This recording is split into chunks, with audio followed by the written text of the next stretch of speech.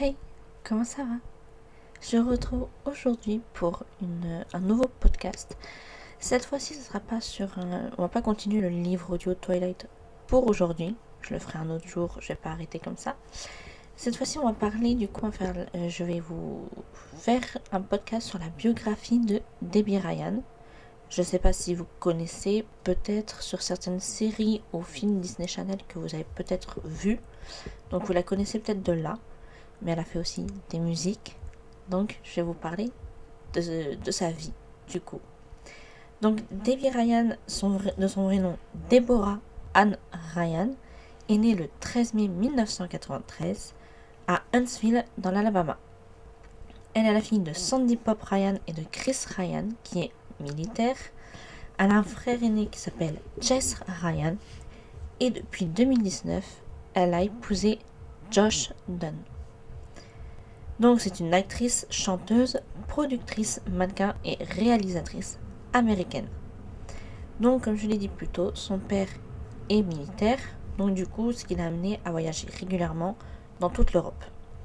À 4 ans, il déménage en Allemagne et c'est là qu'elle joue pour la première fois devant public sur une base américaine en Allemagne. C'est d'ailleurs pendant ce séjour qu'elle va se passionner pour le théâtre et les comédies musicales. La famille rentre aux États-Unis en 2003 et s'installe au Texas. Malheureusement, elle a été victime de bizutage à l'école pour avoir été une mascotte et membre du club d'échecs de l'école.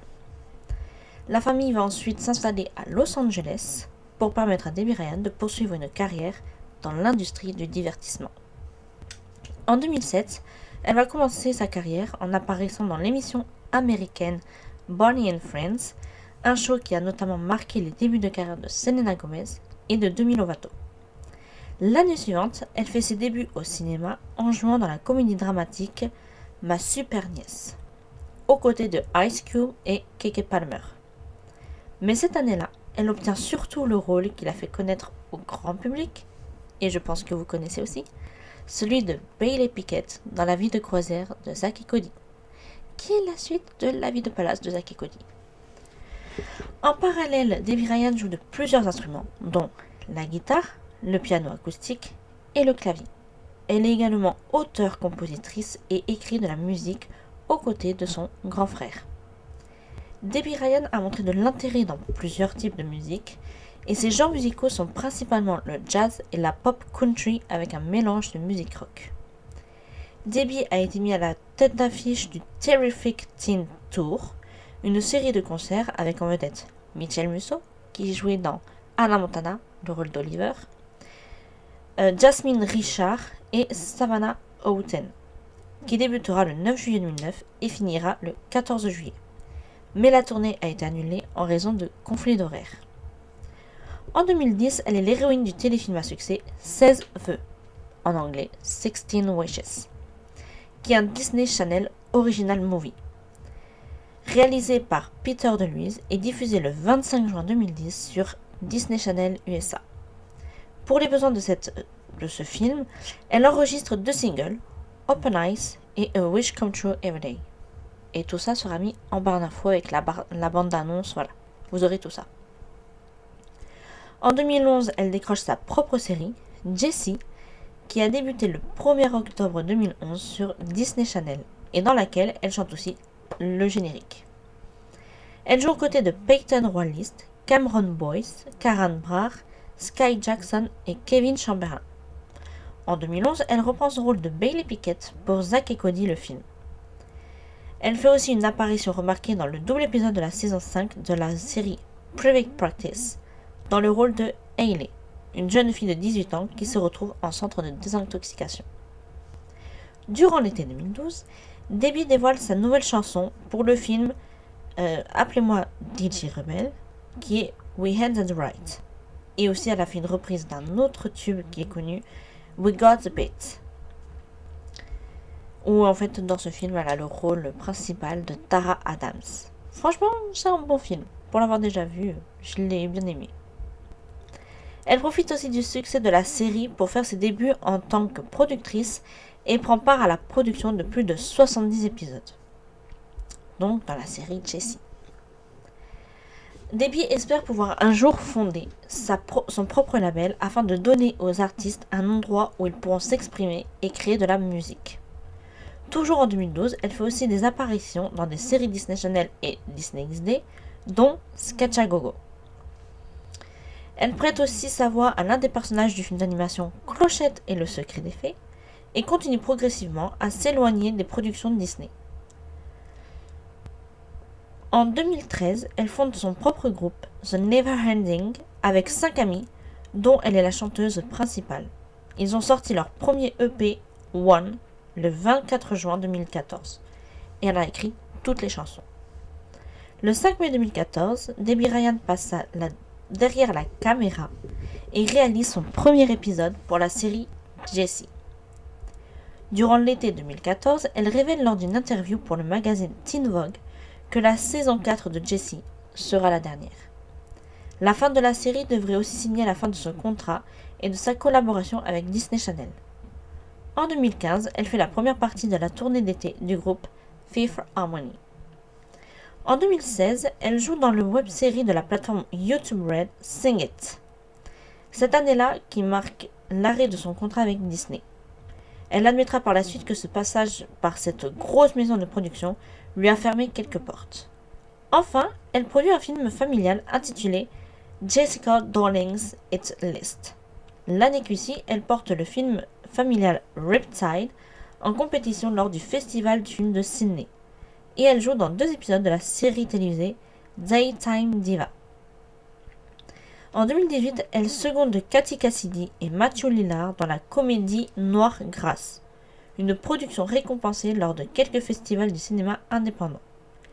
Mais cette année-là, elle fait surtout son retour en vedette en tenant le rôle principal de la comédie satirique Insatiable. Pour faire court, en fait, cette série dénonce un peu de la grossophobie et tout ce qui est, on va dire, harcèlement scolaire. Voilà, dans cette série, elle commence en étant en ayant beaucoup de rondeur et elle se fait insulter, critiquer, tout ça parce qu'elle n'est pas comme les autres. Et elle va vouloir faire une tentative de suicide qui ne va pas marcher. Et du coup, après, elle va, je sais pas si elle fait une opération ou un truc comme ça, mais elle va perdre beaucoup de poids. Et elle va revenir dans ce lycée. Et en fait, elle va se venger de tout le monde. Mais se venger d'une manière pas... Voilà.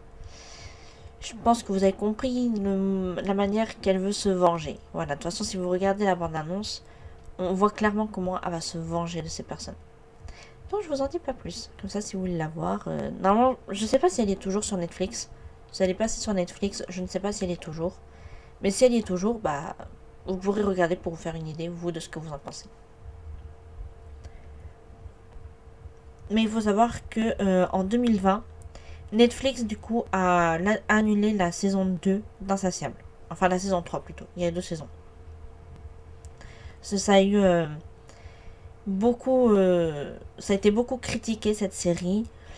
Et en fait, ils ont dit que, ouais, ça avait un style décalé, voilà. Mais que... ça, voilà. Ils étaient accusés de grossophobie et d'homophobie. C'était, voilà, assez violent pour certaines personnes. Debbie Ryan donc a eu une relation amoureuse avec le batteur du groupe 21 Pilots, Josh Dun, de mai 2013 à septembre 2014, et après une séparation, ils se sont remis ensemble en fin d'année 2016. Le 23 décembre 2018, ils ont annoncé leur fiançailles sur Instagram, et le couple s'est marié le 31 décembre 2019. Ensuite, elle a fait du bénévolat qu'il a emmené en Inde, où, avec un partenariat, elle était avec Free the Children. Elle a aidé à construire la nouvelle école d'un village. Et un documentaire a d'ailleurs été réalisé, et elle a été nommée pour un Daytime Emmy Awards en 2013. Et en France et en Belgique, c'est Manon Assem qui est la voix française régulière de Debbie Ryan. Vous savez qu'il y a certaines stars qui n'ont pas de voix française ou qui en ont qu'une pour toujours ou qui en ont plusieurs. Par exemple, ça a été le cas de Selena Gomez qui a eu un moment une autre voix française que moi j'ai pas aimé dans le film Bienvenue à Monte Carlo. J'ai pas du tout aimé la voix. Le film, oui, il était bien. il était pas mal même, j'ai bien aimé. Mais en fait, vous voyez, j'aime bien l'accent québécois. Mais là, dans le film avec Selena Gomez, ça faisait pas... Non, ça allait pas. J'ai tellement l'habitude d'avoir sa voix française que quand j'ai entendu une voix avec un accent québécois, ça m'a bloqué. Voilà. Et donc c'est pour ça que là, voilà, vous voyez, elle en France, en Belgique, Debbie Ryan a la même voix pour tous ses films, ce qui est pas plus mal. En fait, quand on écoute une série ou un film, on a l'habitude d'entendre cette voix partout. Voilà. Et c'est pour ça que j'aime pas quand ça change. Et là, vous voyez, elle a sa voix française qui la suit partout. Et c'est pas plus mal. Du coup, j'en ai fini pour Debbie Ryan. Donc vous pouvez me dire ce que vous en pensez, ce que vous en avez pensé. Si vous la connaissez déjà, d'ailleurs, première fois. Si vous la connaissez déjà, si vous avez écouté une de ses chansons sans le savoir, ou regardé une série sans vraiment vous préoccuper de qui elle était, ça peut se faire des fois. Donc n'hésitez pas aussi à aller en barre d'infos pour justement cliquer sur les liens que je vous mets des musiques et des bandes annonces. Comme ça peut peut-être vous donner envie de regarder ça. Je pense que sur Disney Channel, sur Disney Plus, pardon, il doit peut-être y avoir les 2 films qu'elle a fait avec Disney Channel. Peut-être, je suis pas sûre. Mais peut-être que ça y est, vu que c'est Disney Plus, normalement il y est dessus. Parce que je sais qu'il y a les Cheetah Girls dessus, donc il doit y être. Et donc du coup, voilà, si ça vous donne envie de regarder ça. Si vous avez déjà regardé ce film, dites-moi aussi ce que vous en avez pensé. Et dites-moi aussi ce que vous avez pensé des musiques, si vous les avez écoutées. Et moi, il me reste plus qu'à vous souhaiter une bonne journée ou bonne soirée. Peu importe le moment où vous l'écoutez. Et je vous dis à bientôt pour un nouveau podcast. Ciao!